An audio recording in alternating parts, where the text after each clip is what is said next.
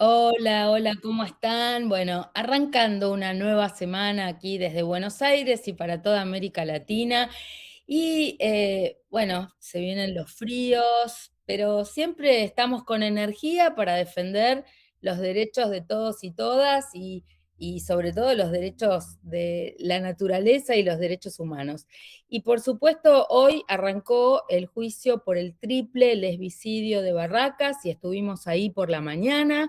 Y en el fin de semana estuvimos acompañando a los vecinos y vecinas ante las obras ilegales que se están haciendo en el Jardín Botánico y también ante la ilegal, inconstitucional pretensión del gobierno de la ciudad de hacer un estacionamiento subterráneo arrancando la Plaza Inmigrantes de Armenia. Así que vamos a seguir con nuestros pedidos de informes sobre estos temas y los vamos a mantener informados. Pero hoy tenemos un programa internacional porque queremos contarles cómo avanza y para qué nos sirve el acuerdo de Escazú. Y estuvimos compartiendo hace unos días, hace unas semanas, con algunos estados nacionales y también con muchísimas organizaciones de la sociedad civil, la conferencia de estados partes número 4 del acuerdo de Escazú que tuvo lugar en las Bahamas. Y para eso tenemos 4 invitados muy especiales. Nos acompaña Marcelo Cousillas desde Uruguay. Él trabaja en la Cancillería de Uruguay, está también en la universidad y en el Centro de Derecho Ambiental y ha sido hasta hace muy poquito el presidente de esta conferencia del Acuerdo de Escazú. También nos acompañan Holman Bonilla desde Colombia. Él es el representante del Ministerio de Colombia, del Ministerio de Ambiente de Colombia en la COP, que ahora Colombia asumió desde la última conferencia de Estados partes la vicepresidencia de este órgano. Y tenemos 2 amigas que ya son recurrentes en nuestro programa y que siempre invitamos desde Brasil, las representantes del público Joara desde Brasil e Irene Murillo desde Costa Rica, que ahora creo que está en Chile, pero igual es desde Costa Rica. Así que muchísimas gracias a los 4 por acompañarnos. Y en primer lugar, yo te pediría, Marcelo, que nos rebobines un poco qué es este acuerdo de Escazú y qué significa, porque no todo el público de América Latina está en tanto del tema y por qué es tan importante para nosotros difundir que existe esta convención. Muchas gracias. Hola María José, muchas gracias por la invitación y la posibilidad de participar en este programa. El acuerdo de Escazú, cuyo nombre oficial es de Acuerdo Regional sobre el Acceso a la Información, la Participación y el Acceso a la Justicia en Asuntos Ambientales, es un acuerdo internacional de alcance regional de América Latina y el Caribe que, como su denominación lo dice, lo que busca es hacer efectivo el derecho a gozar de un ambiente sano y adecuado, el derecho de nuestros pueblos a tener un desarrollo sostenible mediante la profundización, la aplicación de 3 derechos de acceso. El acceso a la información ambiental, el acceso a la participación en el proceso de toma de decisiones en materia de medio ambiente y el acceso a la justicia en asuntos ambientales. Porque todos sabemos que desde la Conferencia de Río de 1992 se dejó claro que la mejor forma de gestionar los temas ambientales es informando al público de manera adecuada, dándole al público la posibilidad de participar en los procesos de toma de decisión y dándole a todos, a las personas y a las organizaciones, la posibilidad de acceder a la justicia cuando el acceso a esos derechos o cuando la protección del medio ambiente falla. Y entonces tenemos que recurrir a esa última instancia, el Poder Judicial, que es como el garante de los derechos. Irene Murillo, vos sos desde los inicios de una representante del público, pero que está desde los inicios del trabajo previo para que se creara este acuerdo. ¿Cuántos estados de América Latina y el Caribe hoy han ratificado esta convención? ¿Y qué ha pasado en estos años desde el inicio del Acuerdo de Escazú, como su entrada en vigencia, hasta la fecha? Uy, bueno, un saludo a todas las colegas invitados hoy, un saludo a María José y a las personas que nos escuchan. Eh, es una pregunta, me avisas cuando me detengo porque después me entusiasmo, es largo. Pero el proceso de negociación de Escazú empieza después de la reunión del Río más 20, donde se hace una evaluación de cuánto había avanzado la región América Latina y el Caribe en la implementación de los derechos de acceso. Y bueno, salimos mal parados y en realidad se llega a la conclusión de que se hace necesario empezar a negociar, tal como lo había hecho Europa, un tratado que em, realmente definiera los estándares para cumplir con los derechos de acceso y que fuera hecho a la medida de las necesidades de nuestra región. Eso se logra y tenemos hoy el tratado que llamamos Acuerdo de Escazú por el lugar en el que fue firmado, ya Marcelo ha dicho el nombre oficial, eh, y creo que ha sido un proceso paulatino pero constante de avance. Desde la primera conferencia de las partes se ha ido haciendo trabajo sobre los temas de fondo que el acuerdo cubre, eh, empezando con una decisión en la primera conferencia de las partes de eh, generar un plan de acción para las personas defensoras de derechos humanos en asuntos ambientales. Y esto da la situación, digamos, de violencia y de asesinatos que en la región hay en contra de las personas defensoras ambientales. Entonces, esa fue una primera línea de trabajo que se ha continuado desde ese momento. Posteriormente, se han realizado trabajos en otros temas como eh, el tema de incorporar la perspectiva de género en los trabajos de implementación, eh, que en esta COP se presentó una guía, se generó también una guía para implementar el acuerdo. El foco de Escazú, y está establecido así en su objetivo, es la implementación. Entonces, por eso eh, en, el, en, los procesos de COP y en los periodos entre COPs se trabaja en generar esta clase de instrumentos. Quiero preguntarle también a Holman Bonilla desde Colombia. Colombia es un país en este momento líder en la región empujando los temas ambientales con la presidencia de Petro. Pero me gustaría que nos cuentes, en tu caso, te incorporás de alguna manera en esta COP4, pero ¿cuál es la importancia que ustedes ven del Acuerdo de Escazú para motorizar y operativizar muchos de los temas que tienen que ver con los cambios que nos hacen falta contra un modelo extractivista en la región, ¿no? Luber, gracias. Un saludo a ti y a los demás compañeros y compañeras con que compartimos en la reciente COP y tuvimos la oportunidad de conocernos. Pues en términos generales para Colombia fue muy importante participar en esta COP porque era la primera vez que participábamos como Estado parte y teníamos un reto muy importante que era presentar cuáles eran los avances de implementación pues en el acuerdo mismo, eh, teniendo en cuenta dos escenarios que son pues absolutamente complejos. Primero, pues Colombia es uno de los países en donde defender la vida le cuesta la vida a quienes lo hacen en las diferentes regiones del país, especialmente a mujeres. Entonces, digamos, presentar las acciones prioritarias de Colombia para la implementación del acuerdo, era reconocer que tenemos unas condiciones muy complejas en nuestro país y que de ahí la urgencia de sacar adelante estas acciones.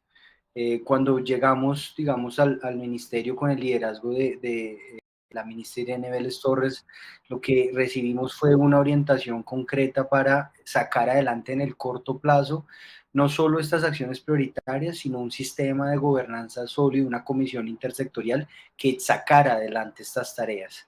Y por supuesto es fundamental, no solo para Colombia, sino en los contextos complejos que pues tú expresas, tenemos en Latinoamérica, poder, digamos, desde Colombia, de alguna forma, presentar una mirada diferente, quizá una mirada propositiva, refrescante, como tú lo has dicho, que tiene todo el interés en escuchar pues a lo que en el tratado es llamado el público. Y lo último que quiero señalar en el acuerdo, lo último que quiero señalar es que pues fue muy positivo el acompañamiento del público colombiano en esta COP, y fue relevante y significativo porque de alguna forma no solo era quienes representábamos a Colombia hablando de las acciones que se están haciendo en materia legal y de política pública, sino también las demandas y las interpelaciones que la sociedad civil, los pueblos indígenas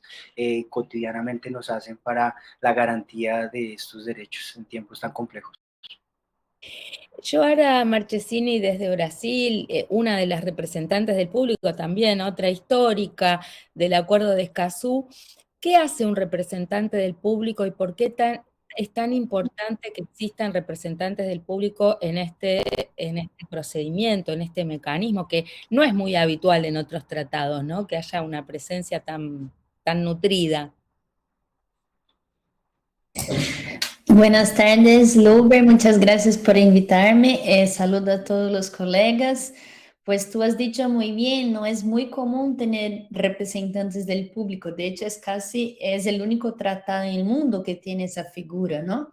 ¿Y qué hacemos? Pues hacemos mucha cosa y mucha cosa invisible, por así decir, porque estamos todo el tiempo trabajando desde atender a personas, apoyar en caso de dudas, eventos, workshops, oficinas, palestras, pero también ayudamos al público a preparar los documentos, a los insumos, las consultas, todo el trabajo de difusión, todo el trabajo que muchas veces es intentar hacer con que un país ratifique el acuerdo de Escazú. Entonces es un trabajo de hormiguita, ¿no? Estamos todo el día impulsando la palabra de Escazú por ahí, es como solemos bromear.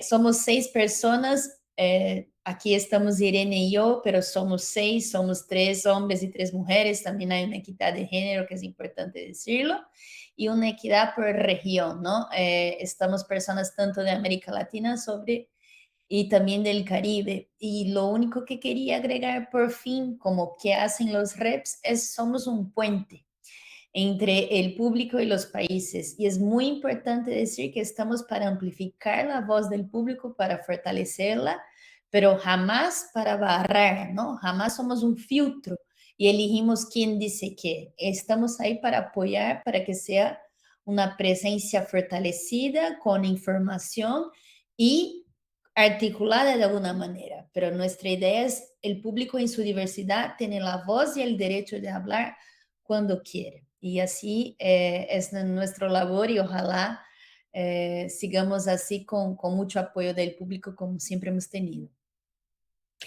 Marcelo Cousillas, Uruguay ejerció la presidencia durante varios encuentros, durante varias conferencias de la COP, y bueno, vos fuiste uno de los protagonistas. ¿Cuál es la evaluación que hacen de la gestión de Uruguay al frente de estas conferencias y sobre todo de esta última, ¿no? De su agenda y de sus avances? Sí, es cierto, como tú dices, a Uruguay le correspondió la presidencia desde la entrada en vigor del acuerdo y hasta la última conferencia, es decir, tuvimos 2 periodos con una reelección en el medio ejerciendo esa función. En tanto el convenio estaba surgiendo, obviamente nos correspondió, junto con los demás países integrantes de la mesa y con los representantes del público, poner en operación el acuerdo y entonces darle forma a los organismos, darle integración a los organismos del acuerdo, incluyendo el Comité de Apoyo a la Aplicación y el Cumplimiento, pero también crear grupos de trabajo y ámbitos en los cuales se fueran implementando los distintos aspectos. Y entonces en las conferencias de las partes, en la 1, en la 2, en la 3, se fueron cumpliendo esas distintas etapas, incluyendo, por ejemplo, los primeros trabajos en materia de elaboración y aprobación del Plan Regional sobre Defensores de los Derechos Humanos en Asuntos Ambientales, que es un tema también muy importante que tiene el acuerdo y que creo que este periodo deja como uno de los avances más trascendentes, porque el acuerdo tenía ya un artículo, el artículo 9, en materia de defensores del ambiente, pero era necesario de alguna forma implementar, poner un marco más general, más profundo y más detallado sobre cómo ejercer esa defensa. Y bueno, en estos 2 periodos que nos tocó presidir, se elaboró y se aprobó el plan. En la conferencia de las partes anterior se había avanzado sobre los derechos de acceso a la información, especialmente en materia de registro de emisiones y transferencia de contaminantes, y se empezó a avanzar también en materia de participación, con un relevamiento de buenas prácticas. Y en esta última conferencia se avanzó sobre acceso a la justicia, creando un grupo de trabajo que para la próxima conferencia nos podrá dar los primeros frutos. Algo que me parece importante, Juanma Bonilla, es que nos digas, en la nueva mesa, con su nueva composición, con la presidencia de Saint Kitts and Nevis y con la vicepresidencia de ustedes, entre otros en ese equipo, ¿cómo imaginan sumar a los países que faltan, ¿no? ¿Qué tarea? Porque la verdad que quisiéramos estar todos y todas, que estén todos nuestros estados, ¿no? Los 33, y vamos por 25, si no me equivoco. ¿Cómo imaginás esta etapa? Más allá de Bueno, ganar, sin más allá de duda, ganar las elecciones la otra semana, ¿cómo imagina? Claro, porque si no ganan las elecciones no van a poder seguir, por lo menos este equipo, pero ¿cómo imaginan activar a los otros países de América Latina y el Caribe? bueno, a propósito de esto que señalas, pues como ustedes saben, estamos en un periodo electoral y como funcionario público no pudiese como pronunciarme directamente Ah, ya estamos en sobre las veda, mismas. estamos en veda, perdón, Ajá, no pero, sabía. pero digamos que por supuesto para el gobierno de Colombia es fundamental que el que llegue tenga el interés de avanzar en la implementación del acuerdo, por un lado, en Colombia, pero también en ser líder a partir de esta vicepresidencia. Por supuesto que el trabajo que hizo Marcelo ha sido fundamental, tratando de dejar un camino construido sobre aquellos acuerdos a los que debemos llegar para que la implementación sea lo más eficiente desde los países y para Colombia pues será por supuesto una oportunidad muy interesante de incidir en aquellas tareas que se derivan, no solo pensar la implementación, por ejemplo, de esta guía que busca implementar la perspectiva de género que fue tan fundamental y que nos presentaron en la sesión anterior y que resonó con mucho poder en el público sobre, digamos, las experiencias concretas que algunas compañeras tuviesen allí en las Bahamas, por un lado, pero también, por ejemplo, pensar la importancia de estos grupos de trabajo que se proponen para avanzar en asuntos específicos. Aquí quiero, por ejemplo, referir la preocupación evidente de los pueblos y nacionalidades indígenas que quieren proponer que se siga avanzando y pensando sobre estas cuestiones, o la proposición de Colombia que llevamos y que propusimos se discutieran durante todo este periodo en la posibilidad de encontrar sinergias entre quienes defienden la vida y los contextos de pues crisis climática. Eso en términos, digamos, temáticos, pero como tú señalas, por supuesto tenemos una tarea muy importante de incidir en diálogo directo con el público, y es para que nuevos países se sumen. Teníamos observadores, teníamos a Brasil de observador, y el público de Brasil eh, eh, eh, insistía en la importancia de que Brasil ya se hiciera Estado parte, y creo que hay una tarea, digamos, de orden social, popular y de bases, y es incidir para que, eh, digamos, pues los estados adopten eh, con el acuerdo, y que además pasen los exámenes de legalidad y constitucionalidad que haya lugar para que su implementación sea efectiva. Es fundamental que se vuelva una herramienta para la defensa de los derechos de acceso de las personas defensoras de derechos humanos en asuntos ambientales en América Latina. Me da pie para preguntarte, Joara, me la deja servida. Estamos en términos futboleros porque se acerca el Mundial. Estamos todos amigos hasta que arranque el Mundial. Si no, después nos peleamos todos acá en este salón. Pero digo, Holman acaba de dejarme la servida para preguntarte, Joara, ¿cómo es que va Brasil tan lento en la ratificación del Acuerdo de Escazú? Estábamos todos esperando que para la COP30 esto fuera la noticia, pero ahí estamos, ¿no? ¿Qué pasa? Sí, ¿cómo puede un pentacampeón estar fuera de campo, diría yo? Pero bueno, cosas que pasan. Pues como has dicho tú, durante la COP30 el acuerdo ha pasado por la Cámara de los Diputados y estuvimos trabajando mucho para incluso durante la COP30 eso también fuera evaluado por el Senado. Y de hecho, puedo decir que llegamos a la cara del gol, pero ahí el juez lo impidió. Y con eso explico. Tenemos un pedido de urgencia que se ha hecho durante la semana de la COP30 para que Escazú fuera evaluado, perdón, y el Senado brasileño. Pero hasta ahora, o sea, 6 meses después, ese análisis nunca se ha hecho. O sea, Escazú nunca ha sido despachado para su tramitación en el Senado. Entonces, estamos parados.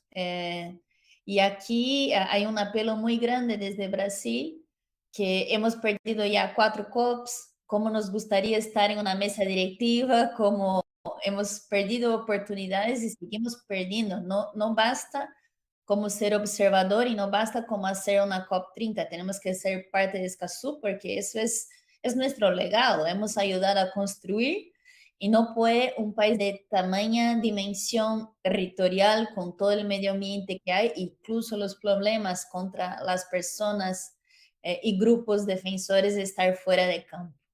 Así que todo apoyo desde fuera es muy bienvenido. Ojalá eso se resuelva pronto, pero si quieren se puede resolver muy fácil porque la tramitación está en su proceso final. Cuando algo que se puede resolver fácil no se resuelve, es porque obviamente hay intereses creados que impiden que se resuelva. Obviamente, seguramente en el Senado de Brasil debe haber defensores del modelo extractivista que se verían de alguna manera obstruidos o molestados por el avance de la defensa de los derechos que este acuerdo consagra. Así que bueno, veremos cómo sigue el proceso electoral también en Brasil, porque de ahí también depende que cambie esa mayoría en el Senado, ¿no? Pero también te quiero preguntar, Irene, porque aunque el acuerdo es famoso por ser el acuerdo de Escazú, Costa Rica, donde se firma el acuerdo, todavía tampoco es parte. ¿Qué es lo que pasa allí? Bueno, es algo pues que desde el público hemos venido trabajando sin descanso desde que se cierran las negociaciones en Costa Rica. Eh, Nos pasó a los 2 países que eran chair en esta negociación final, a Costa Rica y a Chile, que tuvimos cambios de gobierno, y que los gobiernos en este momento, bueno, ya Chile es parte, pero tuvo una pausa, y en este momento Costa Rica, a pesar de haber sido, aprobado en la primera votación en el Congreso por unanimidad, em, el proceso no siguió, se dio un cambio de gobierno y no estaba entre las prioridades. No perdemos las esperanzas, estamos convencidas de que esto es algo que se va a dar más tarde o más temprano, sobre todo porque es una necesidad, ya que los derechos de acceso están reconocidos en nuestro ordenamiento y son parte de las obligaciones que impone el sistema interamericano, pero en este momento perdemos como país la oportunidad, como ya decía Joara, de entrar en un contexto de cooperación, de tener posibilidades de influir el desarrollo de los trabajos, etcétera, y de facilitar la implementación de estos derechos a través de todas las herramientas y de toda la cooperación que el Acuerdo de Escazú ofrece. Así es que, bueno, eh, seguimos empujando y, bueno, vamos a ver qué sucede. Creo que me das pie para decir eh, que hay que mantener el tema en la discusión para ayudar a que los países que no se han incorporado lo hagan. Y creo que una manera de hacerlo es, eh, pues realmente decir que ha habido una cierta desinformación en relación con el acuerdo, que muchas de las cosas que se dicen como que va a ser un problema para el sector privado no son en realidad verdaderas, y que hay que discutir sobre los méritos del acuerdo, sobre los contenidos del acuerdo y de por qué es tan necesario antes de discutir sobre cosas que se dicen que no tienen que ver realmente con lo que dice la convención. Bueno, ahora vamos a ir a una pausa, pero nada, es un ir y volver enseguida, pero vamos a profundizar sobre qué pasó en esta COP4, cuál fue la agenda de acceso a la justicia, qué es el comité de aplicación, cómo se llega cuando alguien tiene que hacer alguna denuncia, y sobre todo me interesa profundizar en la guía de género, que se mencionó varias veces, y sobre todo en esto que acaba de plantear Irene, que es las falsas, no, sí, los prejuicios en relación al acuerdo de Escazú y los falsos prejuicios en relación al acuerdo de Escazú. Entonces, vamos ya y enseguida volvemos con más Café con Lugar.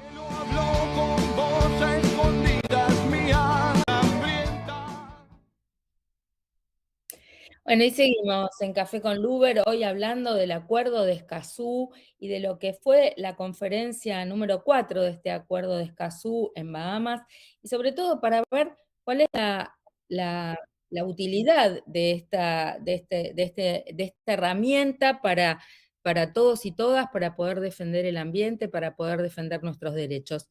Marcelo Cousilla, decíamos en la primera parte del programa que algo muy importante ha sido constituir el comité de aplicación del acuerdo de Escazú, que es un comité que puede recibir denuncias y ya está funcionando con muchísima seriedad, con profesionales de alto nivel. Instituciones ni organizaciones. En general son personas con experiencia y conocimiento en estos temas. El comité no es propiamente un tribunal, no tiene una función jurisdiccional o contenciosa. Es más bien un órgano de contenido técnico que apoya a los estados y apoya al público en la aplicación del acuerdo. Una de sus funciones más conocidas es la de recibir, como tú lo dijiste, denuncias en caso que algún estado no cumpla el acuerdo y se denuncie ante el comité. Pero en realidad no es ni su única función, ni tal vez la más relevante, porque el comité también tiene como función visitar a los estados parte para ver cómo viene la aplicación del acuerdo, hacer observaciones y sugerencias para mejorar esa implementación, asistir al público o a un país cuando lo pide para ver cómo poder implementar el acuerdo, porque diríamos que el comité se inscribe en una de las características fundamentales del Acuerdo de Escazú. El Acuerdo de Escazú es un acuerdo de cooperación, que lo que busca es encontrar caminos para que los estados, los representantes del público, organizaciones de la sociedad civil puedan cooperar para hacer efectiva la información, la participación y el acceso a la justicia. Uno de los temas de esta COP fue justamente el acceso a la justicia. Y Joara Marchesini, desde los representantes del público, fue la vocera. ¿Me podría sintetizar un poco qué resolvieron los estados y qué planteó la sociedad civil en relación al acceso a la justicia? Pues mira, lo que se planteó fue la creación de un grupo de trabajo de expertos para el tema de acceso a la justicia. Eso era lo que estaba escrito en la primera versión, ¿no? Entonces, desde ahí ya hubo algunos cambios, porque escuchando las propuestas de los países, del público, el grupo de trabajo se cambió a un grupo de trabajo de composición abierta, con participación significativa del público, y desde el público nuestro miedo de alguna manera era que este grupo de composición que era dedicado a esa justicia se cambiara o se convirtiera en un grupo de expertos solo abogados o abogadas, ¿no? Una cosa estrictamente legal. Y no queríamos de alguna manera dejar de lado todo el conocimiento, incluso conocimiento ancestral, que puede tener las personas, grupos y situaciones de vulnerabilidad, por ejemplo, sobre los asuntos legales. Al final del día, son ellas muchas veces que intentan acceder a la justicia y no consiguen. Entonces, para nosotros era un tema clave mencionar la participación específica de los pueblos indígenas y las comunidades locales en este grupo. Al final, después de algún cierto desentendimiento entre la reunión, eso no se quedó en el texto. Y comento porque una de las cosas que más llamó la atención de aquellos y aquellas que estaban presentes fue la dificultad muchas veces de hacer seguimiento a la reunión, ¿no? Dependían muchas veces de los representantes, de un mensaje de WhatsApp, de una foto, y nosotros sabemos lo difícil que es seguir una reunión con esas maneras. Y de hecho, eso es algo que estamos poniendo, María José, en el informe que estamos haciendo como representantes del público, que va a ser lanzado en la próxima semana. Así que invito a todos y todas que quieran saber un poco más de cuáles han sido los desafíos y las oportunidades y las cosas que han funcionado bien en la COP, a leer este informe y a estar con nosotros en esa reunión que es convocada por los representantes del público. De hecho, eso es un spoiler. Es la primera vez que estamos comentando la fecha de lanzamiento del informe. Ojalá contemos con todos y todas, incluso con los representantes de los estados y de la CEPAL, para que discutamos qué salió bien y qué se podía haber hecho distinto para una reunión igual un poco más transparente y participativa en algunos momentos, ¿no? De todas maneras, creo que en este punto el avance es que hubo un consenso de todos los países en crear este grupo y que quedó como un grupo abierto, con lo cual también entre las propuestas que podemos hacer llegar pueden estar toda esa diversidad y esa interseccionalidad de la cual estás haciendo referencia, ¿no? Pero otro de los temas... Y si me permite, María José, una cosa que se me olvidó, que fue un gran éxito, es que ahora este grupo tiene también en su composición un representante electo del público. Y eso ha sido un éxito porque es un aprendizaje, ¿no? En el grupo de trabajo de defensores no hay una mención específica a los representantes como unos de los impulsores del grupo. Y eso hemos aprendido y hemos agregado con mucha satisfacción desde los reps que nos han escuchado en ese sentido. Entonces, tiene esa nueva composición, ojalá eso nos ayude a participar más y a compartir la información de mejor manera. Pregunto, Marcelo, ¿cuándo se va a integrar ese comité? ¿Cómo se hacen llegar las propuestas? ¿Los estados harán llegar las propuestas? ¿Será el nuevo equipo, la nueva mesa quien tome la decisión? ¿Cómo se decide esa integración? Sí, efectivamente, los grupos de trabajo, la conferencia de las partes lo que hace es crearlos, darles un mandato y establecer un mecanismo de integración. Pero la elección específica de los estados que lo integran o de otros integrantes que puedan tener es una decisión de la mesa directiva. Porque hay que darle plasticidad, porque hay que darle al periodo intersesional la posibilidad de que estos grupos puedan funcionar y relacionarse con la mesa, con los estados parte y con los representantes del público, las organizaciones, los expertos, etc. ¿Qué es lo que va a hacer este grupo? Está de alguna manera marcado en la propia decisión de la conferencia, que es elaborar un plan de abordaje del derecho de acceso a la justicia para ser presentado en la próxima conferencia de las partes. A veces puede parecer que las decisiones son lentas y que puede parecer que vamos muy de a poco, pero hay que tener en cuenta que estamos hablando de un acuerdo internacional, que estamos hablando de estados, que estamos hablando del público de toda la región.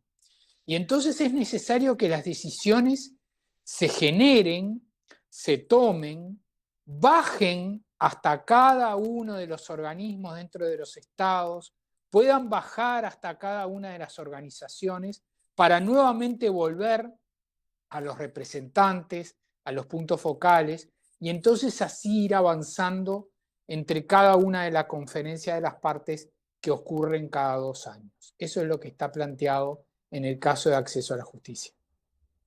¿Ya se ha designado el rep que va o la rep que va a representar a los reps en este grupo, Joara? No, aún no. Estamos esperando un poco la nueva configuración para pensarnos cuál es la mejor alternativa, ¿no? Los dos grupos y organizarnos de alguna manera. ¿Hay plazos para hacer llegar las propuestas? Las propuestas se pueden hacer llegar a la mesa, digamos, si hay expertos, si hay personalidades que quieran integrar el grupo.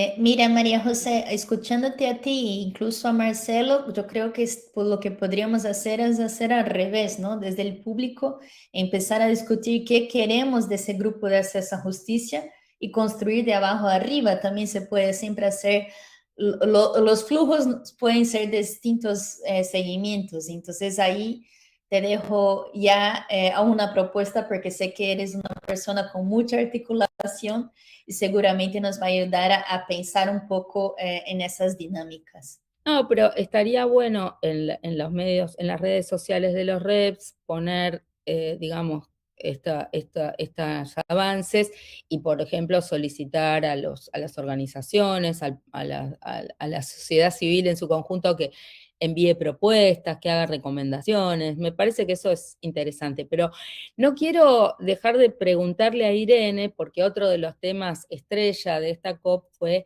la guía de transversalización de género, que ya se había aprobado en una COP anterior, que se realizó gracias a la división de género de CEPAL y a ONU Mujeres, y que recogió muchos de los aportes que hicimos desde sociedad civil, de las feministas y las ecofeministas y las defensoras territoriales de todo el continente, pero ¿Qué se avanzó en esta COP en relación a esta guía de transversalización de género que se presentó y cómo imaginás la implementación? Ahora es tiempo de que los países empiecen a trabajar, ¿no?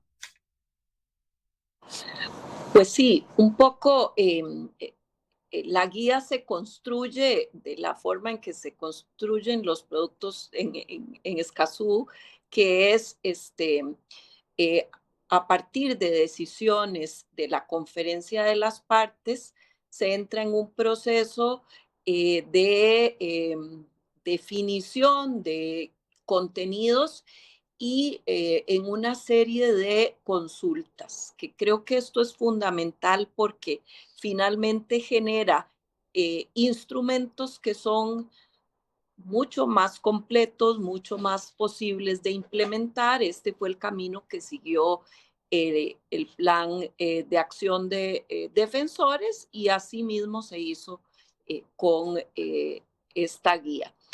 Lo que se presentó fue una consecuencia de una decisión tomada en la tercera conferencia de las partes, Si en la tuvieras que que sintetizar, si tuvieras que sintetizar en 3 o 4 o 5 acciones de esta guía que son indicaciones a los países, recomendaciones de cómo operativizarla, ¿qué dirías? ¿Qué le estamos diciendo a los países que tienen que hacer, a los bueno, estados? lo primero es tomar en cuenta lo que son diferencias estructurales. Creo que es importante leer, digamos, las realidades desde ese anteojo, ¿no? Eh, y lo segundo es ir viendo, según cada uno de los derechos de acceso y tomando en cuenta que existen esas brechas de género, qué medidas concretas se pueden implementar para que las mujeres en su diversidad tengan mejor acceso a la información, a la participación, a la justicia y qué medidas diferenciadas se pueden generar para las defensoras de derechos humanos en asuntos ambientales. Entonces, es como una guía que permite a los estados hacer las preguntas correctas para generar las medidas concretas, diferenciadas según las necesidades de cada realidad. Yo creo que es una guía que va a ser sumamente útil.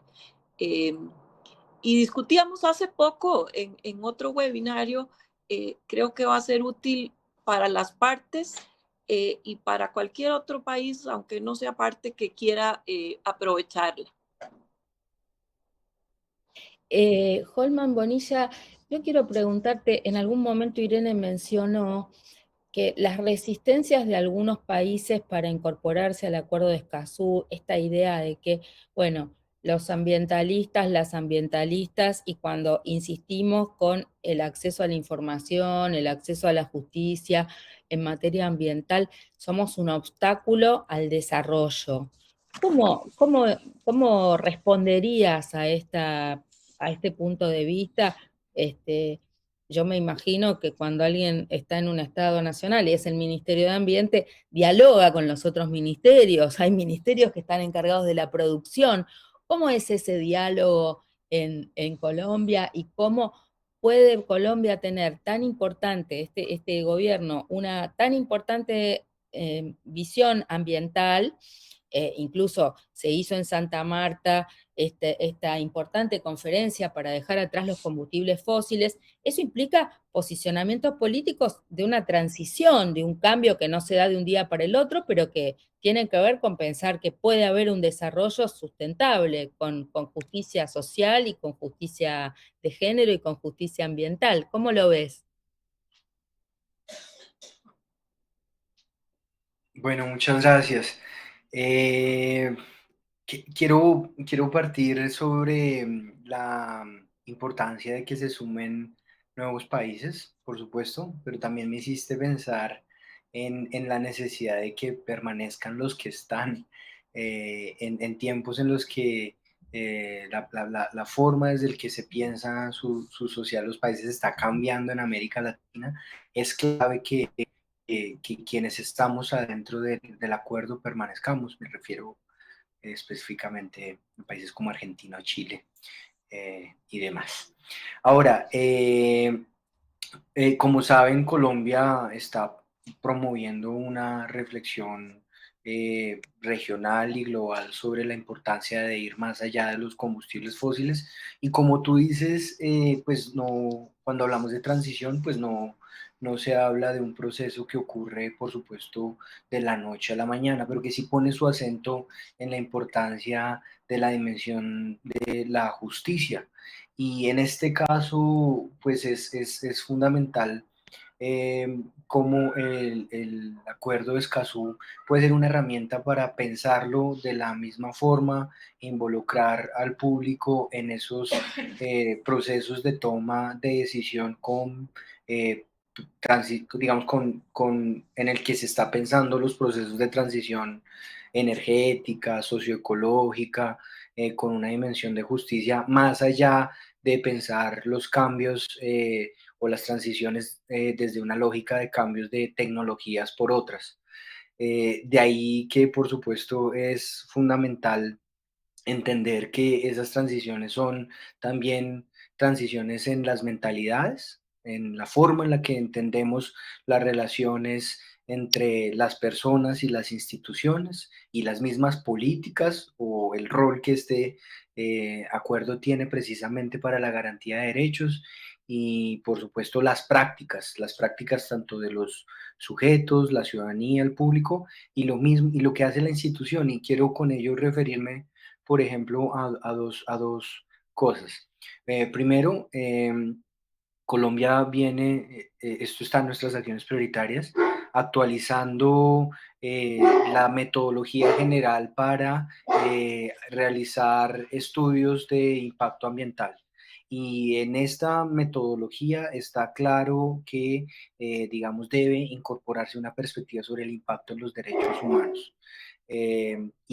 Pues digamos que habrá una tarea para que efectivamente las evaluaciones de impactos ambientales, por supuesto, incorporen esa perspectiva. Pero por el otro lado, también queremos garantizar que en esos procesos de licenciamiento puedan existir, y con esto termino, espacios diferenciados, genuinos, concretos y prácticos que garanticen la participación genuina e incidente de las mujeres, como un reto asociado a la implementación de la guía que se refirió.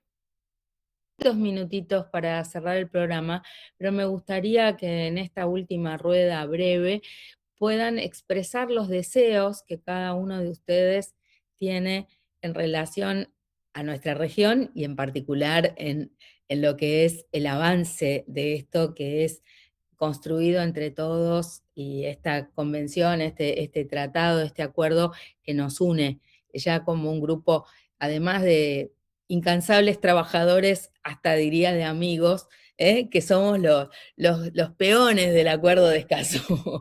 Me gustaría escuchar tus palabras, Joara. Gracias, María José. Bueno, si me dejas la palabra, quería formalmente agradecer a Marcelo por los 4 años de la presidencia de Uruguay. Ha sido un desafío y tanto, nosotros lo sabemos y lo reconocemos desde los reps del público. Y también dar las buena-vinda, no sé decir eso en castellano, ya lo siento, estaréis acostumbrados. La bienvenida. Bienvenida, boas-vindas, pues eso.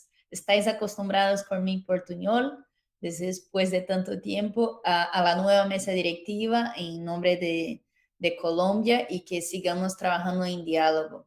Mis últimas palabras sería invitar a todas y todas para que de verdad conozcan el acuerdo, piensen cómo pueden involucrarse, porque necesitamos combatir toda la desinformación climática y ambiental que existe en nuestra región y solo lo vamos a hacer si estamos juntos, participando y de manera bien informada. Entonces, esa sería mi invitación final. Irene, te escuchamos también a ti. Muchas gracias. Creo que venimos a empezar un nuevo periodo con una nueva mesa directiva liderada por San Kitts, con la participación en las vicepresidencias de Bahamas, de Belice y de Panamá, además de Colombia. Creo que es una mesa que combina nuevos países países que vienen ya de un proceso, así es que yo les auguro muchos éxitos.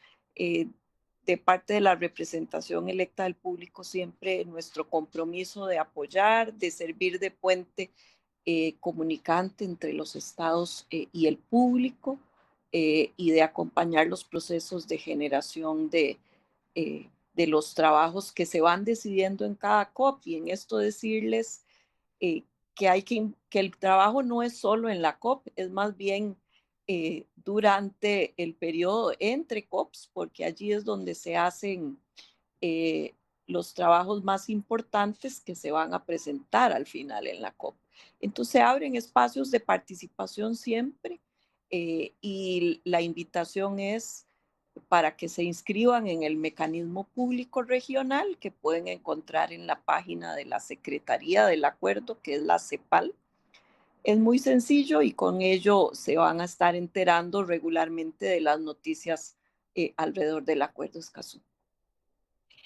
Holman Bonilla, bueno, expectativas para esta nueva mesa, cuándo se reúnen, cómo van a trabajar, ya tienen algún plan de trabajo, contanos eso y tus expectativas, ¿no? Sí, bueno, empezando por las temporalidades de encuentro y demás, aquí va a ser clave la articulación de la Secretaría General de la CEPAL, que siempre lo ha hecho y que por demás ha sido clave como en la construcción de la hoja de ruta de Colombia.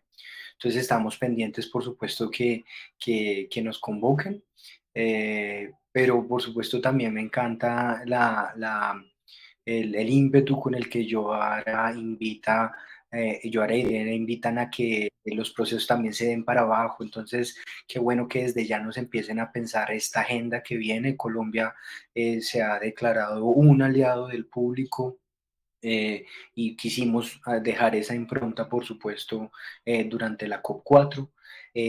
Queremos y lo manifestamos como Colombia organizar el próximo año el encuentro de defensores en Colombia, y creo que pues estamos como en los trámites anunciándolo en la CEPAL y haciendo como digamos, sí, el trámite que corresponde, y creo que esto debemos pensarlo en articulación, por supuesto, con la mesa directiva, pero también con el público. Para términos del funcionamiento, pues va a ser clave el liderazgo del Caribe. A mí me parece muy positivo que San Kitts y los demás países estén allí. Por supuesto, creo que van a permitirnos pensar lo que planteamos desde Colombia, la importancia de pensar esas sinergias y articulaciones entre crisis climática e impacto sobre quienes defienden la vida y la biodiversidad. Y finalmente, pues señalar que ya lo he dicho, pero estamos muy expectantes del resultado del informe que el público va a presentar en los próximos días, por supuesto. Muchas gracias. Bueno, y le quiero dar las palabras finales a Marcelo Cousillas en este rol. Bueno, es una despedida de la presidencia y un cierre de una etapa, pero también seguimos todos trabajando en equipo, así que nada, nuestro agradecimiento por tu trabajo y tus expectativas ahora que ya no vas a tener esa función, pero que vas a seguir empujando desde otro rol. Sí, así es. Los puntos focales seguimos teniendo la función de articular dentro de nuestros países y con el acuerdo, pero si nos tocó presidir en este periodo el acuerdo de Escazú, lo cierto es que lo que ha primado y lo que ha demostrado el acuerdo es ser una obra colectiva, ser el resultado de la participación y del esfuerzo de mucha gente que proviene del ámbito público, de los gobiernos, pero gente que también proviene de las organizaciones, de la sociedad civil, que proviene de las organizaciones locales de base, que proviene de la academia y que de alguna forma han logrado conformar este ámbito interinstitucional, intersectorial, que en tiempos de crisis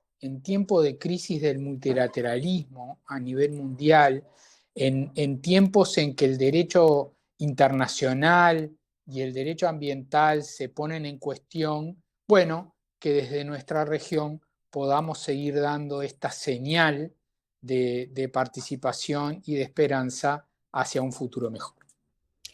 Bueno, les agradezco muchísimo a los 4. Hemos estado hablando con Holman Bonilla desde Colombia, con Joara Marchesini desde Brasil, Irene Murillo desde Costa Rica y Marcelo Cousillas desde Uruguay. Realmente un programa latinoamericanísimo.